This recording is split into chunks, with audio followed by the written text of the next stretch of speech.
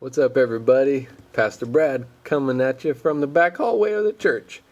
We had to do the food distribution this morning, so that's why I'm here taking those meals and giving them to people who need them. That's pretty cool. Anyway, we're talking about influence, and we're in week 2 of our series called Popular. And influence, if you remember from last week, is the ability to change who somebody is, what they think, or what they do. And when we talk about influence, one of the words that goes right before influence sometimes is bad. Have you ever had that problem? You want to hang out with your friend and your parents say, don't hang out with them. They're a bad influence on you. And maybe if you're sitting in class, and you're talking to your friend while the teacher's talking, and then the teacher's like, don't be a bad influence. Quit being such a bad influence, right? And so sometimes when we think of influence, we think of bad stuff. Like, don't hang out with that kid. You can't watch that show. It's not a good influence. Your friends, you should be people who are good influences on you. Or your brother and sister are looking up to you. You have to be a good influence. Does that sound familiar at all to you? Maybe a lot of the adults are like telling you to be a good influence and pick people that are a good influence, and it feels like all this pressure and no fun because you have to be like, oh, I gotta never make a mistake, and I'm always gonna have to be a good influence on people, and I'm trapped, right?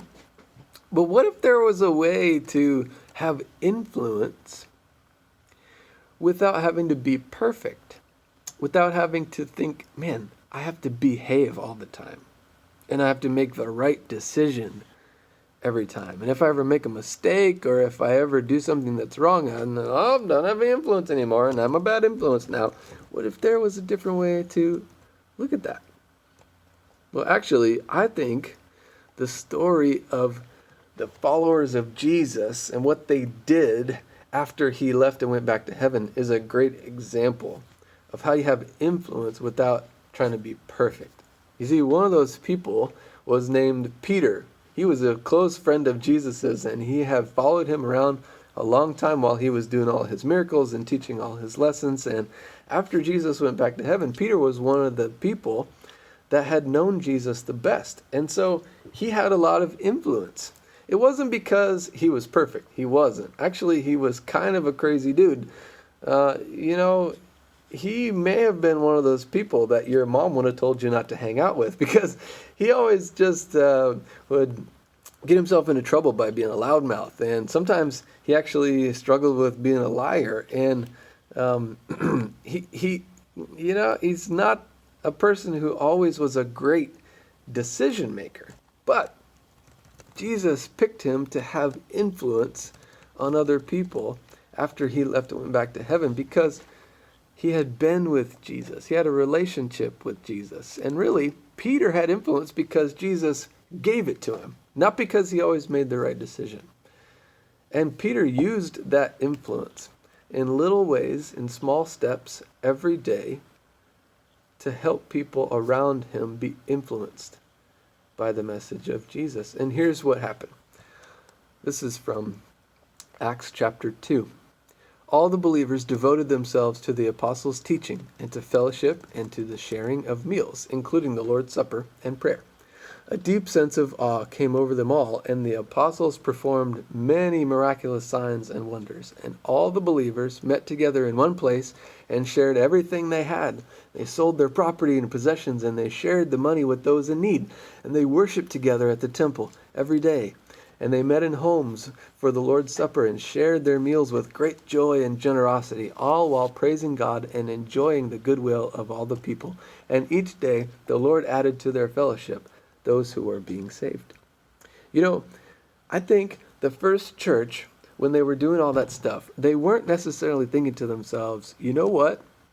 We need to be a really good influence right now, because 2,000 years from now, there's going to be a bunch of kids listening to a guy on a video talk about us, and they're going to be from the other side of the globe, and we need to be a good influence on them. No, I don't think they were thinking about that. Is that what you think about? Do you have to be a good influence because 2,000 years from now, people are going to be reading about you in a book? No, that's not what we're doing. I think they were thinking, you know what? We're going to wake up today and say yes to God for today. I'm going to try to be an influence for good today, one small step at a time. And I don't think they were the most popular people. I don't think they were the most skilled people and famous people. I just think they were normal people like you and me that said yes to small steps of influencing people for good every day. And I could think of one example of what I'm talking about from my life, because when I was your age, somebody asked me at church to start helping with the kids ministry at our church. And I didn't really had never done that before, but I said yes because some of my other friends were doing it, and I liked little kids, and I thought it would be a lot of fun. I wasn't thinking, oh, let me get in there and be a good influence. No, I was thinking, this sounds fun. Maybe I'll give it a try. So I said yes. And I did some kids ministry. I did some VBS during the summer, and that kind of stuff. And I really, really liked it. But when it was over, I was like, okay, that's over. And I went back to my normal life, playing video games and Pokemon and basketball in the driveway and all the stuff I like to do. But guess what? The next summer, the same lady from my church asked me, hey, why don't you come to kids camp and be a teen counselor? And I was like 13. And so I did. I said yes again. Not because I thought, oh, I got to get to this camp and I'm going to be the best influence ever. No, I just thought, it sounds fun, and it's a little bit like what I did before that I said yes to, but it sounds like even more fun than that was. So I did, and it was. I went to camp and it was more fun. But I started to realize, wow, these little eight-year-old boys look up to me when I'm 13. They look up to me like I'm so cool and special. I don't feel that special, but they're looking up to me and they're like doing everything I do and saying everything I say. And I'm like, wow, I do have a little bit of influence with these people.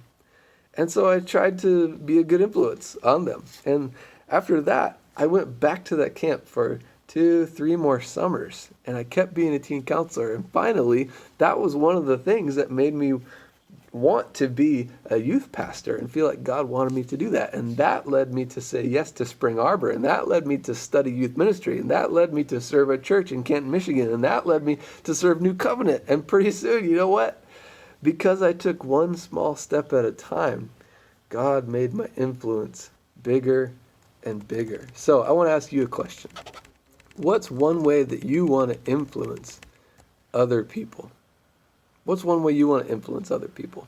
Do you want to influence people to serve, to be kind, to be generous, to be friendly, to help people in need? What is it that you want to influence people around you? And after you think about that, I want you to think, what's one small step? What's one small thing I can say yes to that will help with that? Maybe if you want to influence people to serve more, maybe you can serve in your community by mowing somebody's lawn or babysitting for free. If you want to influence somebody to be kind or friendly, maybe you take one small step to do that and ask the new kid over to your house, or text an encouraging message to your friend. Because here's the thing, when it comes to influence, doing big things starts with small steps. You can be an influence, even if you're not perfect and you don't know where to start. Just do something small and keep saying yes to the ways that God puts in your path to be an influence. Just like Peter, you don't have to be perfect. You might even have some major flaws, and that's okay. I know I do, but it's all about saying yes to the next small step of influence. Doing big things starts with small steps. I want to leave you with a question today. What's one way I want to influence people around me? What's one step I can take this week to do it? Think about it. See you next time.